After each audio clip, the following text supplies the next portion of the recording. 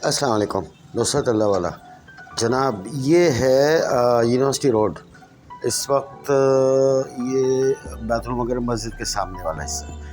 तो अब आजकल यूनिवर्सिटी रोड पे जनाब पूरा इसी तरह काफ़ी बड़े हिस्से में बैरियर लगा के ये खुदाइयाँ शुरू हो गई हैं, और वो उसकी वजह से अब आप ये देखें ट्रैफिक जाम चल रहा है सुबह शाम।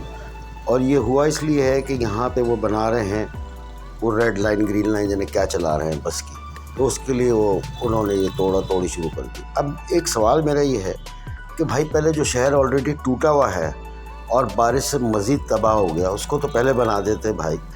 अब मज़ीद शहर तोड़ना शुरू कर दिया, कहीं वो लाइनें डल रही हैं, कहीं पुल बन रहा है, कहीं अंडरपास बन रहा है। चूँकि टाइम पूरा हो गया है, इलेक्शन होने वाले हैं, तो अब ये तोड़ा ताड़ी हो रही है। वो जो पैसा है वो सारा यहाँ बर्बाद करेंगे, 2 साल तक पड़ा रहेगा, कोई पूछने वाला नहीं होगा।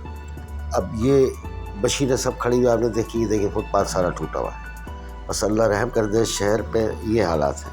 अस्सलाम वालेकुम।